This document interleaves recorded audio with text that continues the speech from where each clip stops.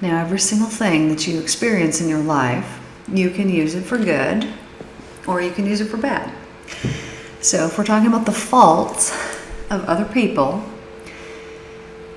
if you can view those faults as an opportunity to look at yourself and think, where do I maybe have a fault like that?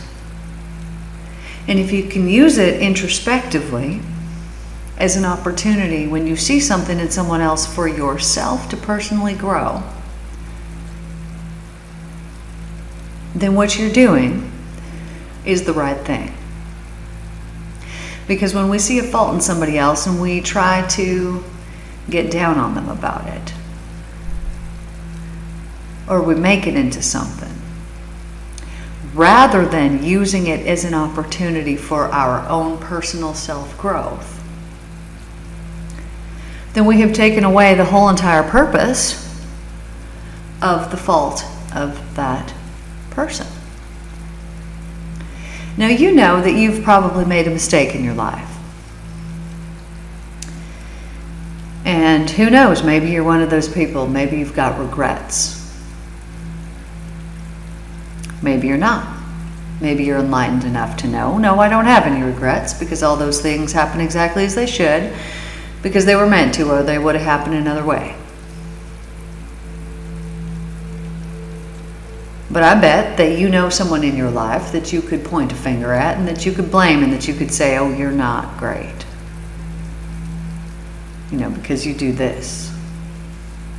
Maybe you can't. I don't know anybody that I would do that to. But if you do know someone with whom you can see many faults in them,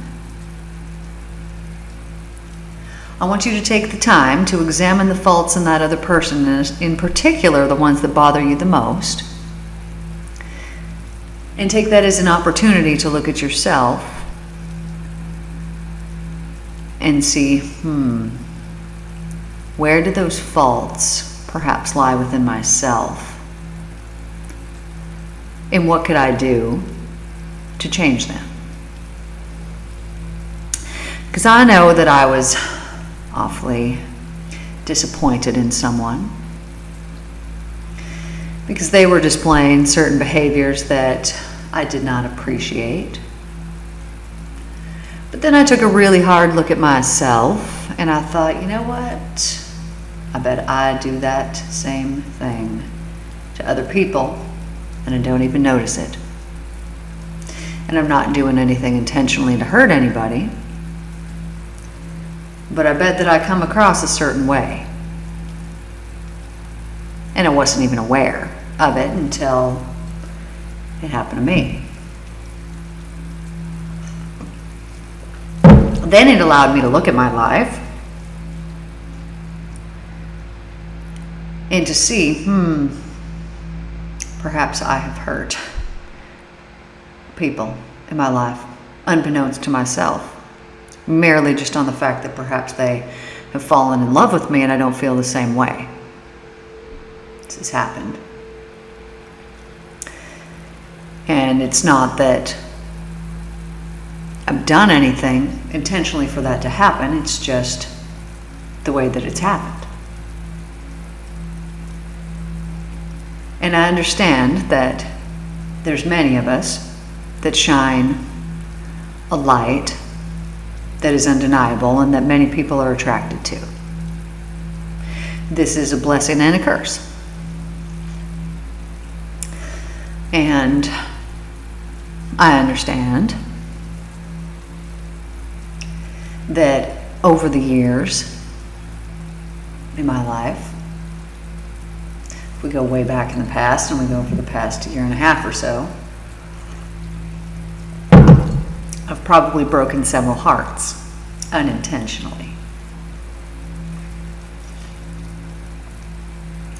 Now, did I mean to do this? Absolutely no. As I said, it was unintentional.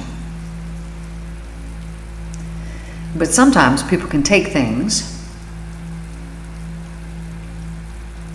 and they can make up all kinds of fantasies and illusions and stories in their head of how they wish things to be, and they are not this way. And it is this illusion that can be very destructive when it doesn't play out in the manner that you wish it to. So I was very annoyed. Not even annoyed. I was disappointed about a situation. And when I turned it back on myself, like I do, I realized that unbeknownst to me, I was receiving karma that I had unknowingly handed out.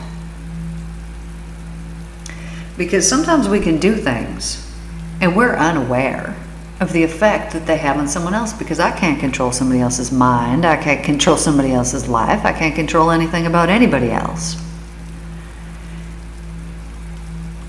Let me give you an example of what I'm talking about. So let's imagine here that I walk up to you and I hand you the color purple, but you don't like the color purple. You were hoping it was going to be green, but I've given you the color purple. Now, the color purple happens to be my favorite color, so I think that I'm doing you a favor, right? It's my favorite color. I'm giving you my favorite color. Of course, you're going to love it just as I do, but you don't. You were wishing for something else, even though I was giving you what I thought was the best, in my opinion. But in your opinion, it was not the best. Maybe it wasn't even on your color wheel. Maybe it wasn't even on the spectrum of things that you thought would be good. Maybe you had yellow, green, blue, orange, red, pink. There was no purple on your list, and I happened to give you purple because it's my favorite, so I thought that's what you'd want. But it wasn't on your list, and so you are like, well, she gave me the color purple. I mean, of all the things that she could have given me, she gave me the only one that I didn't want. Now, in this situation, I have given my very best, what I thought was my very best. But the person on the receiving end of that did not feel the same way. My intent was good, right? I'm giving the very best. How it was received, not my problem. Not my problem. Because my intent was good. So I'm not going to receive negative karma back from that. However, because I did cause suffering in this person and gave them something that they didn't want, and they became very upset about it, the energy that this person has now cast out on me, like, oh, well, she didn't give me what I wanted from her, that type of energy has now been cast at me. And this person is going to receive back any negative karma that they have now sent me, because my intent was pure and my intent was good. Now, I tell you this to tell you this, that if you've done something and it was unintentional and you came from a good place and somebody received it in a negative way, not your problem. You don't have any negative karma coming back from you. You've learned now they don't like the color purple. Next time, give them green. Give them what they want. Now you know. It is all in the intent. This is how we receive our karma back. So, another example of this, I mean, we talked about this months and months and months ago, probably long forgotten, but I used to change the traffic lights. I would just command them, I would just speak them and tell them to change. Because I thought that this was a fun thing to do. Because it is kind of fun. Used to be anyways. But I was doing this for months and months and months and months and months. And it didn't occur to me that maybe this was not something that I should be doing. It didn't even cross my mind. Until one day, it then came to me, and I was told, you're going to have to receive your karma from doing that. And I thought, what the heck? What kind of karma would I get from changing the lights? And then it came to me, well, plain as day, and I don't know how I didn't think of this before. Well, what if somebody was in a rush and they were on their way and I changed the light and now they have to stop? I was being selfish, so selfish, and I didn't even realize. I didn't even consider the other people on the road and that maybe they wouldn't want to stop when they were supposed to be going. You know what I'm saying? I didn't even think of this. I just thought that it was something fun to do because I didn't want to have to slow down. I didn't want to have to touch my brakes. I didn't want to have to anything. I'd just put up my hand and I'd say green, and it would just change green just like that. So I thought that this is a fun thing to do. Didn't even consider other people on the road, how selfish I was. So upon realizing this and realizing that I'm now going to have to reap the karma from that, I thought it was funny that I'm like, I was curious, what kind of karma am I going to have to suffer through because of what I've been doing? But I'm thinking like, man, I've been doing it for months. Like, I hope that people weren't in a rush. I'm like, I wonder how many people I inconvenienced. Didn't know. Very next day, I'm going to Sam's Club. And there's two options. I can drive down this road or I can drive down this road. Now, this one's real busy. This one's got nobody on it. There's one person in front of me. So I decide I'm going to go with the one person in front of me road. So I go to turn down this road, and that person that was driving in front of me honestly was driving like 5 miles an hour, maybe. Like I could have just got out and walked past their car. But I recognized this instantly in that moment as my karma. And I just started laughing. And so it was enjoyable. I laughed the entire long drive down the little back windy road until I got to where I was headed. And I recognized that this was my karma, that now I'm being inconvenienced and driving so slow, but I enjoyed every single second of it because I knew that it was my karma and I thought it was hilarious. But my point in this story is that I didn't get a negative karma from this because my intent was not bad. I wasn't doing this to inconvenience people. I wasn't doing it with any ill intent. I was doing it selfishly out of just, I want to have fun, but there was no ill intent towards anybody else. So that was the only karma that I had to suffer, and I didn't suffer it. That was the only karma that I had to experience, even though I had been doing that for months. So my point in this is, if your intent is good and pure, it doesn't matter. It doesn't matter what's done. You're going to get back good and wonderful things. Now, when we see something in someone else and we don't like it, and we think, oh, this person, they just, toy with people's emotions, or this person wields their power over other people, or whatever it happens to be, whatever we're thinking. If that's the case, and you have someone and you're thinking something negative about them, I want you to turn it back on yourself. I know it's uncomfortable and it sucks, but use this as a gift. What is it that you see in that person that they have done, that you feel like this person has done this thing to me? And then I want you to examine your life and see where you have done that to someone else. And you might think, oh, I've never done that to someone else. Well, look hard. Look harder. Because I bet you have. If it really bothers you, I bet you do it often.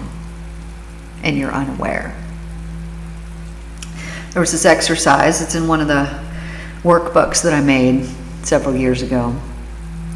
But it's talking about a way to basically find the things within yourself that you're unaware of, so like these things that we don't like in other people. So if you think about someone else's character, what is it about someone else's character that you don't like? Maybe, somebody who's selfish, maybe someone who's jealous, maybe someone who's lies, maybe somebody who's takes advantage of people, maybe, I don't know, whatever. What is it? What is the thing that bothers you about other people's character? And when you determine that, there's a way of discovering the reason why it bothers you so much is because you do that. And some people might want to get defensive and say, oh, no, I do not. No, it's bubble. No, it's not. But it is. It is. So if you don't like jealous people, you're a jealous person. You know how you know when you've truly healed? Because nobody bothers you. Nothing anybody does do you ever take personally.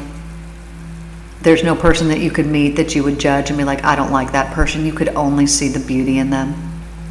Even when somebody does something terrible and horrible, you have every excuse in the world as to why they're still a good and wonderful person. You have so much compassion and understanding once you've healed. And before you've healed, you'll get defensive. You won't like certain things that you see in other people. There might be a lot of negativity. You might think that, being positive, you won't understand it on a spiritual level. You'll just be thinking, oh, if I think positive, it's good. If I think negative, it's not good. And you won't understand it on the deep soul level until you've really gone down to that deep soul level and you've got intimate with yourself and your soul. And you've stopped hiding things from yourself. We hide from ourselves and we lie to ourselves. Why do we do these things?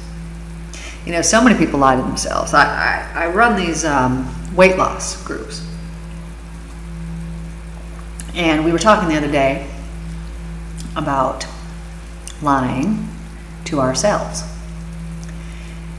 So it's trying to talk yourself out of feeling a way that you're feeling. Like, oh, I'm not going to let myself feel that way. Something like that. Even though you really do. My example was, okay, you're upset with your parents. They didn't raise you 100% right, as most don't. But rather than allowing yourself to be upset by it, every time that it comes into your head and you're about to get upset by it, you make an excuse. You think, oh, well, yeah, they were doing the best they were doing, blah, blah, blah. But it's been, 30 years, 40 years, 50 years, and it still pops up and you're still making excuses for them. Well, the only reason it's still popping up is because it's not healed yet within you. And the reason why it's not healed is because you're lying to yourself. Because you truly are upset by it. But you haven't allowed yourself to be because you make excuses for it. Another example is you meet somebody and you really like them. But you immediately start talking yourself out of it. No, I don't feel this way. No, and you talk yourself out of it. Well, that's fine. But what you're doing is creating inner conflict. You are actually fighting with yourself. You're literally fighting with yourself. Saying, I feel this way, says your heart, but your mind says, no, you don't, shut up. Nope.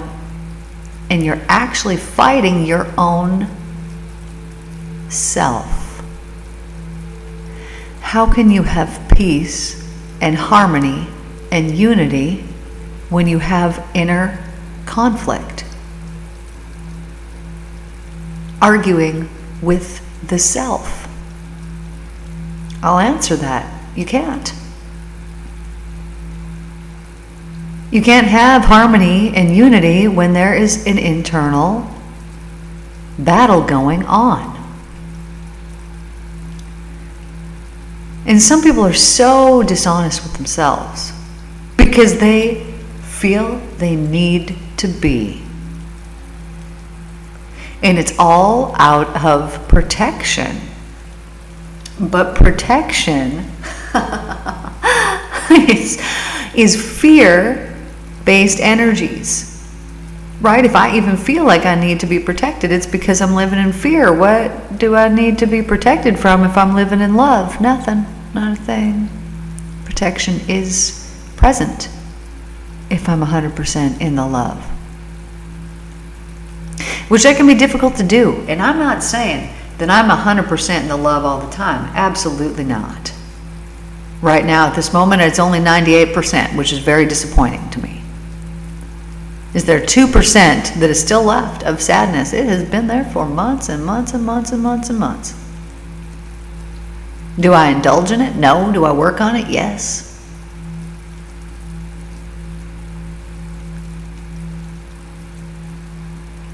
But when we're operating out of a place of love, we have no need for protection. When we're operating out of a place of love, we do not have fear that is present.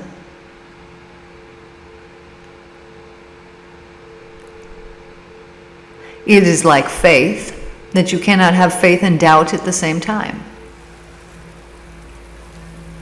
It's not possible. Now, there might be some people who say, oh no, of course you can have faith, but maybe my faith isn't 100% all the time. Well, then you do not have faith. What you have is called doubt. And how do you get faith? How do you build it up real strong? By seeking connection with the love of the divine. There's nothing that can bring fulfillment, and there is nothing that can bring 100% solid faith other than pure enlightenment, being in the enlightenment and knowing that you know. And once you know that you know, you can't unknow. You know this. You've experienced things in your life that all of a sudden you're like, well, I guess I'm never viewing this in this way ever again, because you took the pill and you woke up. And you couldn't unsee it, and you couldn't unthink it, and you knew that you knew. This is the way enlightenment works. When you all of a sudden get into that pure love, which some of my clients have experienced, especially those who are coming for physical healing, because they need to have that to be able to let go of that energy that is causing the suffering and the pain in their physical body. And so I will take them on that enlightenment journey, so that they can experience it. And when they see that love and they feel that love, they then have a choice in that moment to receive it and to believe it, or to not. But when you have something right in front of your face, if I was to hand you a box of gold and diamonds and say, here you go, this is for you. Well, you can either take it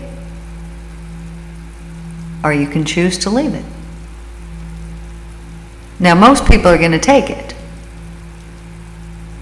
But some people, depending on why and what and who and where and all the things, maybe they wouldn't. I mean, I haven't really experienced this from their point of view. So I don't know exactly what's going on in their side. I only know from mine. But I'm going to present someone with the opportunity to choose the faith. And if they want to permeate their aura with a doubt instead, I guess that would be an option that they could choose. But you cannot have both.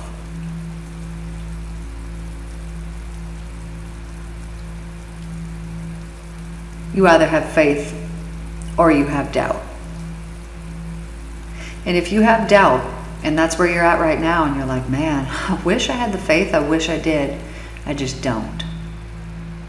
Well, then you need to work on the doubt.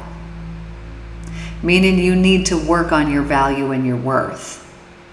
Because the reason why you have doubt is because you feel like you're not worthy of the love that exists. So you need to heal that hurt and that pain from your past that's causing you to think that way. You need to rip out the roots, the root cause of that pain that's making you think so lowly of your value and of your worth, your worthiness. Trust me, man, I've been there. When I was still in the remnants of the damage that was done to me after leaving my ex-husband, I exacerbated it by allowing even more lessons to come in. I'm so thankful for them, so grateful, so thankful for all the hurt and for all the pain that I've experienced in my life, because it led me to more love. Every time, always, always, always, always, always, always, always. It provided me with so much more strength and power.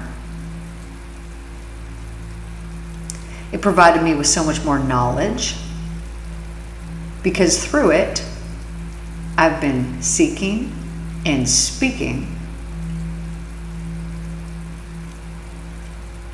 and more focused on the spirit than possibly ever before.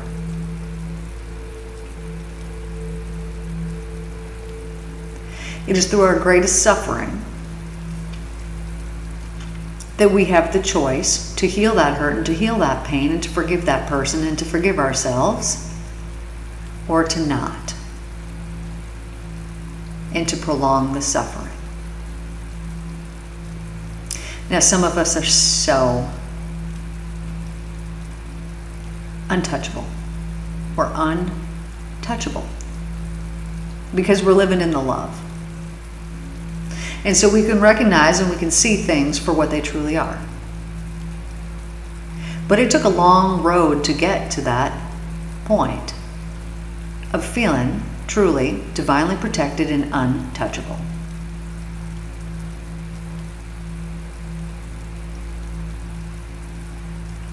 And it has been through the greatest hurt and through the greatest pain and through the greatest suffering that the divine blessings and our purposefulness will present itself to us. Now, I know a very wonderful man who grew up real rough.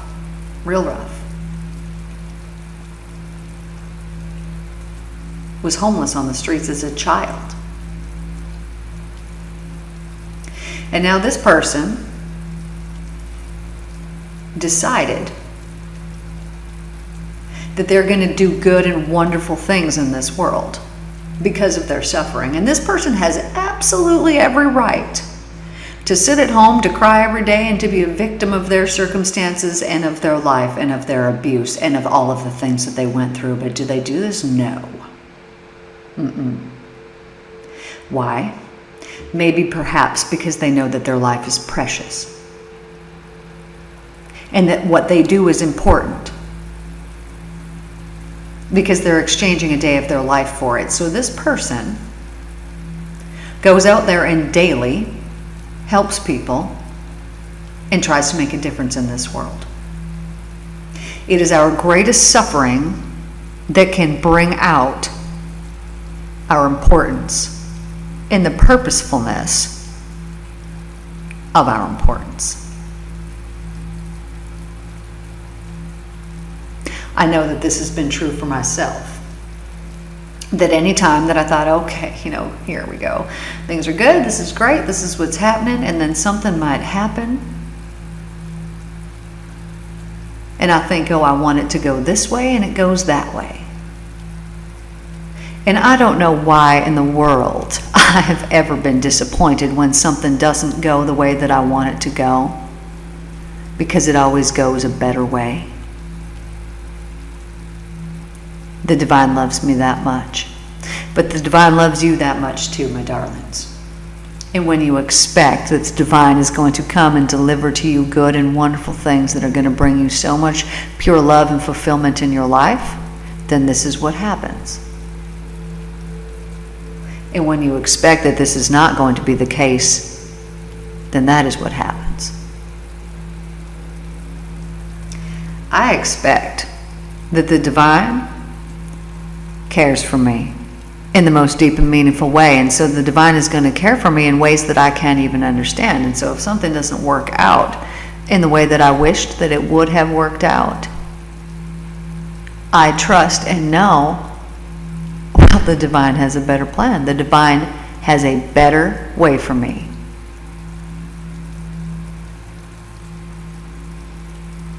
And I've always been provided with an outcome that would prove that to be true.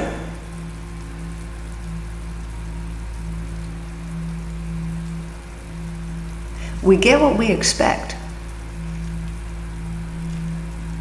And so when we expect that only goodness will come to us, then only goodness will come to us.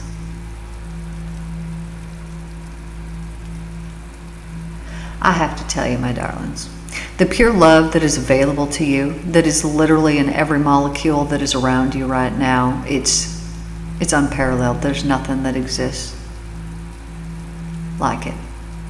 It's all that there really is. But we have a choice whether we're going to feed that energy that is literally available to us all around us in every single molecule that exists around us, whether we're going to feed it with that love, which is the truth, or whether we're going to feed it with the fear. These are our only choices that we have all day long. Love, fear, love, fear, love, fear, love, fear. And you'll notice that your thoughts go back and forth from love to fear, back and forth all day long. And which one do you focus on? Which one do you feed? Whatever one you feed, that determines the outcome of your life. Because if you're feeding the love, you're going to be living a heavenly existence. And if you're feeding the fear, you're going to be living a hellish existence. And it's always a choice. We get to choose. We get to make decisions. Heaven or hell. Love or fear. And it's through our decisions, through the choices that we make, that determines our life and the quality of our life. So what decisions have you been basing on fear? And I bet that you've been doing this all in your head, not even in the outward world. What decisions have you been basing on fear? What has that been doing to you? Has that been draining away all your energy? And what decisions have you been basing on love? And what is that doing to you? Is that uplifting your energy? And if you're not basing any of your decisions on love, I feel like I need to speak up about this. You're doing it wrong.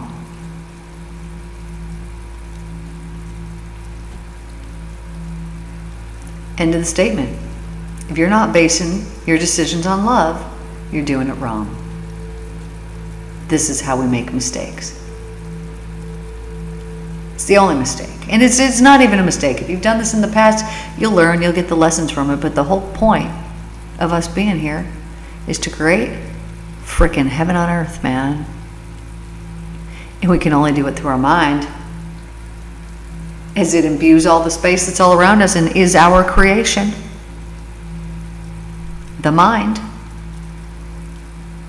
And when we feed, we have the choice. You have free will. And when we feed the hell, we get hell. And when we feed the heaven, we get heaven.